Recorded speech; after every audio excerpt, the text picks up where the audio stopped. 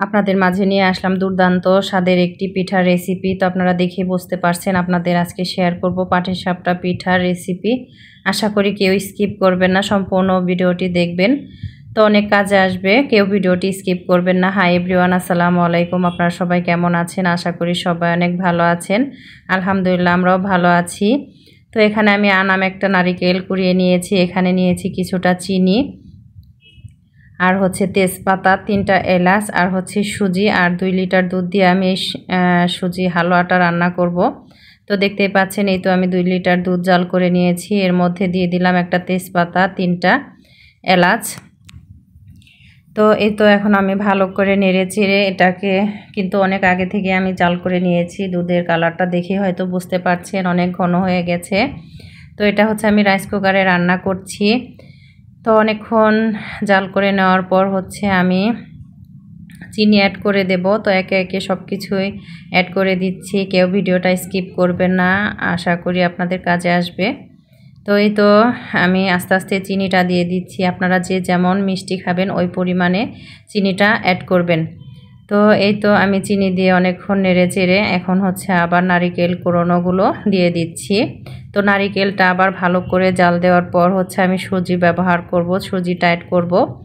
তো আমার ভালো করে নেড়ে চেড়ে নিচ্ছিলাম। তো আমার ক্যামেরার এদিকে হচ্ছে আর কি ওই রান্নার ইটা আসছিল, এর জন্য ঘোলা এসেছে। যাই হোক, তো ভালো করে নেড়ে চেড়ে হচ্ছে আমি অনেকক্ষণ জাল করে তারপর হচ্ছে সুজি ব্যবহার করব। তো এখানে অবশ্যই আপনারা একটা জিনিস খেয়াল রাখবেন, তো সুজিটা আস্তে আস্তে দিতে হবে যেন দলা পেকে না যায়, আর সুজিটা পরিমাণ মতো দেবেন।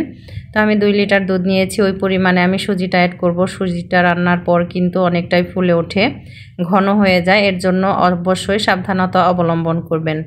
তো দেখেই বুঝতে পারছেন, তো আমি যে পরিমাণ সুজি নিয়েছি ওই পরিমাণ সুজিতে আমার হালুয়াটা ঘন হয়ে যাবে।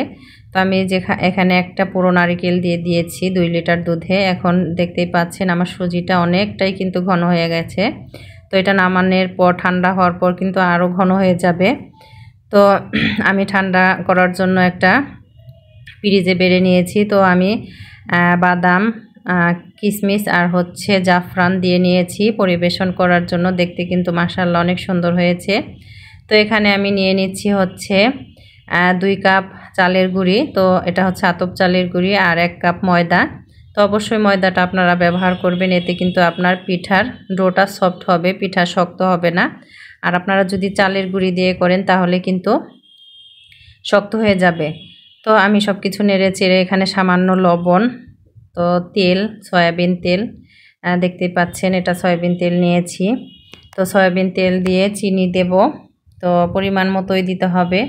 তো আপনার এই ডোটা মিষ্টি না হলে পিঠাটা কিন্তু ভালো লাগবে না, তো অবশ্যই পরিমাণ মতো দেবেন। আমি সবগুলো উপকরণ হচ্ছে মিশিয়ে এখানে সামান্য একটু একটু পানি দিয়ে এই ডোটা রেডি করে 15-20 মিনিটের মতো রেস্টে রেখে দেব।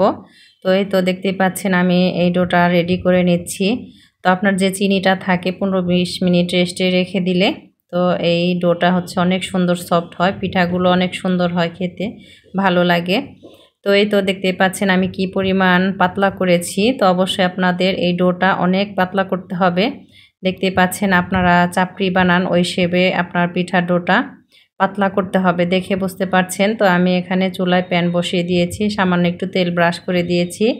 তো এখন হচ্ছে তো রুটির আকারে গোল করে আমি চামচের সাহায্যে এখানে একটা চাপড়ি দিয়েছি, এটার উপরে হচ্ছে আমি এখন এই হালুয়াটা দিয়ে দিচ্ছি। তো হালুয়াটা দেওয়ার পর হচ্ছে আমি পিঠাগুলোকে সুন্দর করে পিঠার শেপে আমি তৈরি করে নেব। এটাকে পাটিসাপটা পিঠা বলে, যেহেতু এটা পাটির মতো গোল করে উল্টে উল্টে আপনার রান্না করতে হয়, এর জন্য আমরা ছোটোবেলা থেকেই শুনে আসছি এটা মা চাচিদের কাছে যে এটা পাটিসাপটা পিঠা বলে।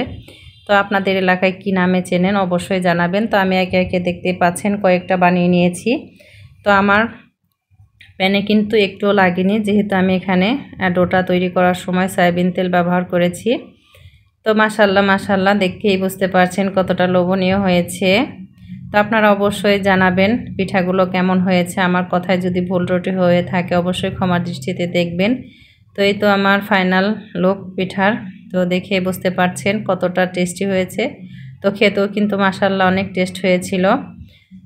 তো যাই হোক, আপনারা যে যেখান থেকে ভিডিওটা দেখছেন অবশ্যই কমেন্ট করবেন, আপনাদের ভিডিওটা কেমন লেগেছে সেটাও জানাবেন, কমেন্ট বক্সে লিখে যাবেন। আমার ভিডিওগুলো যদি আপনাদের ভালো লাগে অবশ্যই লাইক, কমেন্ট, শেয়ার এবং সাবস্ক্রাইব করে পাশে থাকবেন। আজকের মতো এখানে বিদায় নিতে চাচ্ছি। সবাই ভালো থাকবেন, সুস্থ থাকবেন। পরবর্তীতে অন্য কোনো নতুন ভিডিও নিয়ে আবার দেখা হবে। আল্লাহ হাফেজ।